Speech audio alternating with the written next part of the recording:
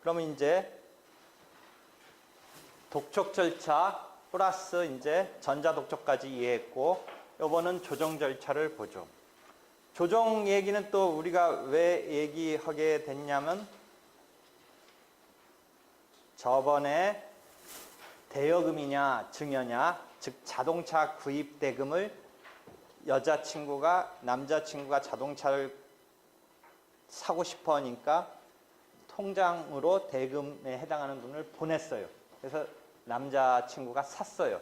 그런데 그 애인 관계가, 사귀는 관계가 깨지면서 여자가 남자한테 자동차 구입 시에 내가 준 돈을 달라라고 하고 있는 건데, 과연 그것이 그럼 대여금이냐 증여로 그 돈을 준 거냐가 다툼이 됐는데, 그것은 일도 양단의 판단을 내려주기보다는 조정이 좀 적당하지 아니할까, 뭐 이런 이야기를 한 바가 있어요. 그죠?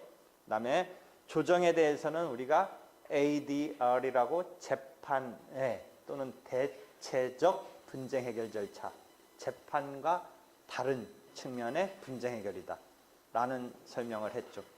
다만 우리는 이 조정이 법원이 결국은 또 관여해요. 물론 판결 절차의 법관 내지 법원으로서가 아니라 조정 절차의 그 중립자로서의 의미이긴 한데, 법원이 관여를 해요. 법관이. 그 점이 뭐 법원이 그래도 최고 그 판단에 있어서 잘하는 뭐 주체이긴 한데, 분명히 절차는 틀린 절차인데 완전히 이것을 미국식으로 민간에게 조정이나 화해나 중재나 이런 것을 중립자, 그 관여자를 맡기지는 못하고 법원이 끌어안고는 있어요. 현재 그런 상황이에요.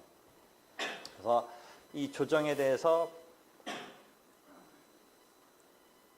보도록 하죠.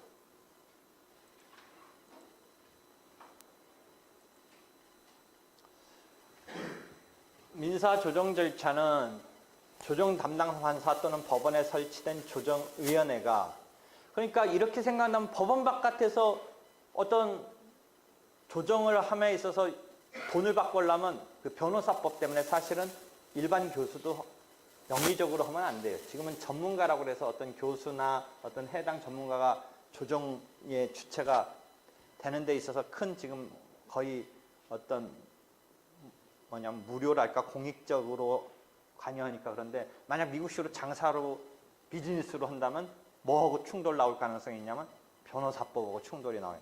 변호사 아닌 자는 그런 행위를 하면 안 된다라는 그거에 충돌이 나와요. 그러니까 그런 점은 있긴 있는데, 그러니까 지금 우리가 점차 이 법원이 주도하지 않고 어떤 외부의 기관, 더 나가서 비즈니스적으로 한다면 그런 점을 생각해 봐야 돼요. 변호사 아닌 자가 그것을 절차를 주재함에 있어서 변호사법 위반의 가능성이 있어요. 영리적으로 한다면.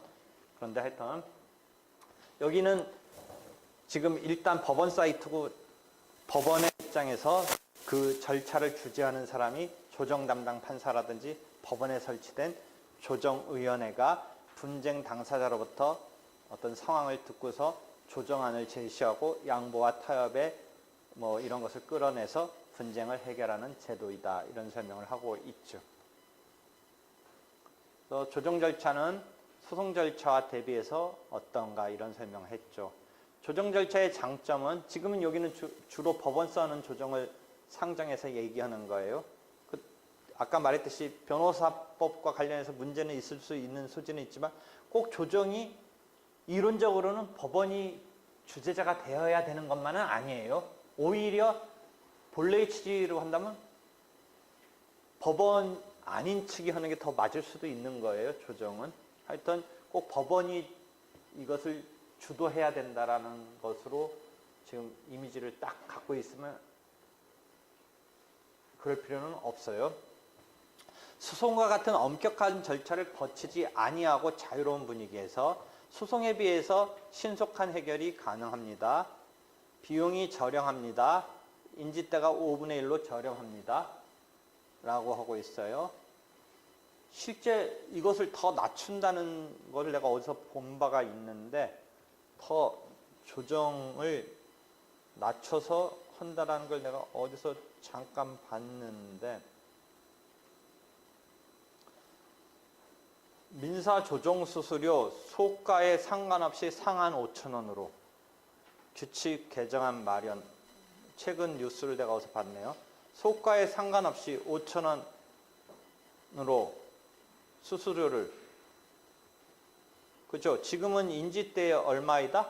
5분의 1이다. 좀 아까 설명했듯이 5분의 1인데 관계없이 5,000원으로 해버리면 그냥 무진장 엄청 속된 말로 싼 거네. 5,000원에 분쟁 해결해주면 뭐 하여튼 지금 이 조정을 활성화하기 위해서 이렇게까지 파격 세일을 하네. 파격 세일. 그러니까 하여튼 그런 지금 개정이 있을 예정이네. 당사자 사이의 상호 타협. 화해보다는 조정은, 화해는 사실은 그 주재자가 뭔가 안을 내는 건 아닌데 조정은 안까지도 내는 거예요. 이리이리 해보는 게 어떻겠느냐. 그런 게 좀 차이가 있어요. 화해는 당사자가 거의 주도를 하는 거고 조정은 이 중재자, 중간에 있는 이 조정자가 뭔가 안도 내면서 이 양쪽의 타협을 끌어내는, 그게 조금 차이가 있죠. 일반적으로 조정 절차는 조정 담당 판사 또는 조정위원회가 한다. 그러니까 지금 여러분이 이제 아까 나온 얘기하고도 연결되는데 조정이라는 것은 꼭 법원이 관여하는 것, 이런 생각을 함에 있어서 법원 바깥에서 재판 외라고 하는 거, 물론 여기에 법관이 관여한다라고 했을 때 조정의 경우는 재판은 아니니까 재판외가 되는데, 이것의 의미가 좀 더 살아난다면, 미국식으로 생각한다면 완전히 법원 바깥에서 심지어 비즈니스적으로 전직 판사라든지 변호사들이 분쟁을 해결해 주겠다라고 장사로서 하는 것까지도 생각할 수 있다는 거죠. 다만 그런 경우에 변호사 자격자가 아닌 경우에는, 그 주재자가 변호사 자격자가 아니라면 변호사법 위반일 가능성, 그런 것도 생각해야 된다는 거예요. 한편 우리가 조정은 지금 법원에 소송을 제기했는데, 저번 때 이야기했던 대여금이냐 그 다음에 증여냐 자동차 구입대금 건에서도 조정을 해보는 게 어떻겠느냐 했을 때, 애초부터 두 가지 상황에서 우리가 조정을 또 한편 이해해야 돼요. 소송을 냈는데 법원이 이거는 일두양단의 해결보다 조정적인 해결을 하는 게 좋겠다 그래서 조정에 해부한다라는 개념의 조정이 있어요. 그러니까 소송으로서 진행하다 보니까 이게 법률의 적용에 따라서 가타부타 all or nothing으로 결론을 맺어주는 것보다는 구체적 타당성 있는 해결을 좀 더 끌어내서 해주는 게 낫겠다라고 해서 조정으로 해부해서 조정이 성립돼서 분쟁이 해결되는 경우가 있고, 그 다음에 지금 이제 처음 나오는데, 애초부터 곧바로 당사자들이, 분쟁의 당사자, 즉 억울하다고 주장하려는 자가 소송을 제기한다라는 거와 마찬가지로 조정을 신청한다라는 개념도 있어요. 근데 이게 거의 저조예요. 이용 그 퍼센트가. 그러니까 아까 독촉 절차 이용도 저조하듯이 조정 신청을 곧바로 하는 경우 되게 낮아요. 그럼 지금 대부분의 조정은 어떤 경우냐? 그나마 대부분의 조정은 소송을 냈는데 법원이 조정에 해부해서 가는 조정이 대부분이지, 곧바로 이 억울하다라고 주장하려는 자가 조정 절차를 밟으려고 조정을 신청하는 경우는 드물어요. 근데 곧바로 나는 분쟁 해결에 있어서 소송보다는 조정적인 해결을 원한다라고 해서 조정을 신청하는 제도가 없는 건 아니에요. 근데 잘 생각을 못 한다든지, 하여튼 뭔가가 못마땅, 뭐 그것의 효율성이라든지 이런 것의 장점보다는 못마땅한 뭐가 있어서 그런지 또는 몰라서 그런지 조정 신청으로 곧바로 이용하는 경우가 드물어요. 근데 아까 말한 대로 비용이나 뭐 이런 등등 지금 기준으로 5분의 1이고 뭐 앞으로 진짜 5천 원이 된다면 조정을 신청함에 있어서 그다지 망설일 필요가 없을 것 같아요. 조정을 신청하면 되는 거예요.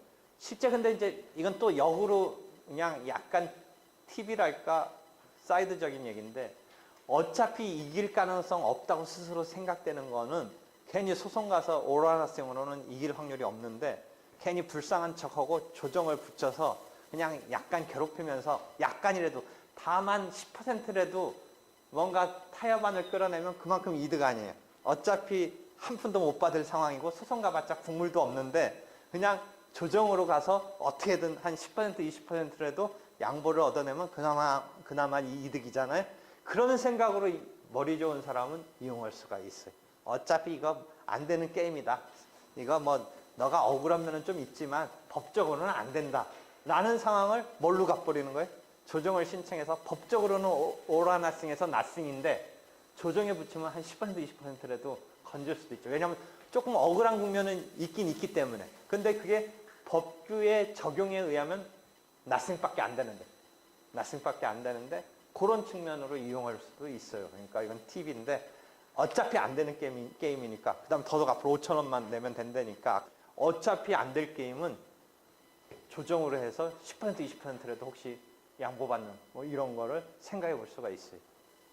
하여튼 지금 조정을 직접 신청하는 이런 단계의 조정제도의 이용도 생각할 수 있는데 지금은 이런 조정 자체가 법원이 판사가 회부해서 소송을 진행하다가 회부해서 더더욱 거기엔 또 뭐가 작동하냐면 그 어떤 대법원이라든지 이 법원 조직의 그때그때의 어떤 경향이랄까 그 대법원장님의 어떤 이 소송에서의 분쟁 해결에 있어서의 어떤 행정적인 그 관 때문에 이런 재판의 분쟁 해결, 조정이나 화해적인 해결을 권장하는 경우가 있어요. 그럴 때는 갑자기 그게 조금 늘어요. 그러니까 원래의 판결을 원해서 들어온 소송에 대해서 약간 이거는 법률의 해석 적용보다는 약간 변칙이랄까 구체적 타당성 있는 해결을 주기 때문에 그 점에 있어서 뭐 효율도 있고 장점도 있는데 극단적인 경우는 이런 측면도 있다고 그래요. 판사가 판결문 쓸 때는 하여튼 정답으로 오라나생 법규를 해석 적용해서 정답적인 얘기를 해줘야 되는데 이 조정은 그냥 대충 때려잡아서 너 억울한 거 좀 있고 너도 양보하고 화해 같은 경우나 조정은 너 한 20% 좀 빼고 하면 어떠냐 하면 그 판단의 엄격성이 거의 감각으로 하는 거니까 귀찮고 복잡하고 어렵고 하는 거는 자꾸 그렇게 하고 싶은 충동이 있어요. 속된 말로 진짜 대충 하는 건 아니지만 지금 내가 굳이 그 묘사한다면 이건 대충 해도 되는 느낌이에요. 그렇잖아요. 판결은 딱 그 이런 주장이 있고 그 주장에서 가타부터 막 판단을 해주면서 정답을 찾아가면서 최종적으로 어떻게 해야 된다라고 내려줘야 되는데 이 조정이나 화해는 아마 그런 거를 머릿속에 넣고서 딱 잘라서 반 줘라. 뭐 이렇게 하는 개념이니까 그 업무 부담에서 훨씬 좋죠. 그래서 조정이나 화해로 많이 하는 경우가 진짜 이 사람 분쟁 해결에서 이 점의 장점을 살리면서 한다라는 측면 말고 이 당사자적인 측면에서는 지가 이러기 싫으니까 그렇게 한다. 뭐 이런 비판도 있어요. 특히 소송으로 해서 판결을 해주면 100% 이길 것 같은데 자꾸 좀 양보하라고 그러는 거예요. 조금 너 양보. 그럼 이 사람 입장에서는 내가 100%다 이길 수 있는데 그 불쌍한 거를 감안해서 그 판단자인 판사가 조정에 회부해서 조정 물론 최종적으로 이 당사자는 조정안에 대해서 안 받아들이면 다시 또 판결 절차로 갈 수밖에 없지만 그것을 안 받아들이기가 막 어렵게 몰아붙인다라는 불만이 있어요.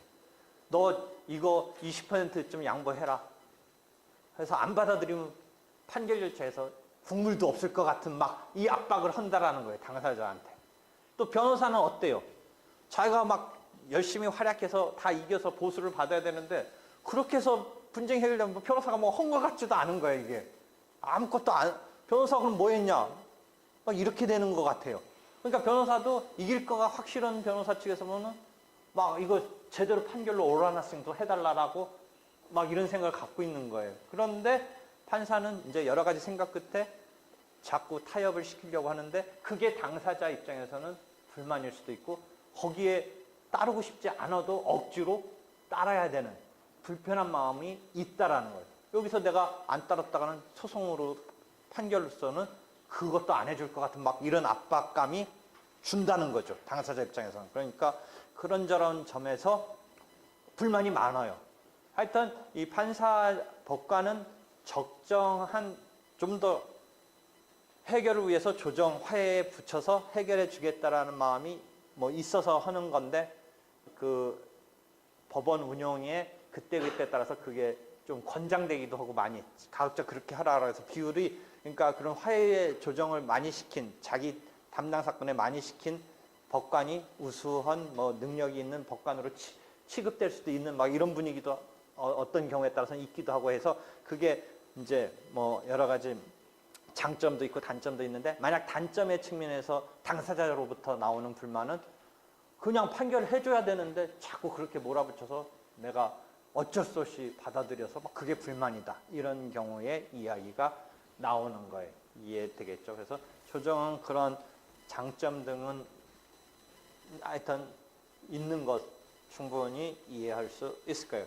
그 다음에 최근에는 과거에는 법관이 완전히 자기가 주재를 했는데 요새는 상임조정의원을 이제 여기 서울중앙지방법원부터 두기 시작해서 이제 전국의 큰 법원에 이제 몇 군데 두고 변호사 원래는 판사였다가 이제 변호사하다가 나이 좀 지긋하고 해서 경륜도 있고 이제 그렇게 어떤 변호사로서 활동에 대해서 그다지 욕심 없는 사람들을 다시 조정의원으로 상임이라는 것은 일시적으로 사건마다 조정의원을 시키는 게 아니라 어떤 상설적으로 조정의원으로 받아들여서 조정사건으로서 취급하도록 하는 상임조정의원 제도를 도입해서 처음에는 서울중앙지방법원에서 2009년에 실시하다가 지금은 몇 군데 지방에도 큰 법원에 두고 있다라는 것이죠.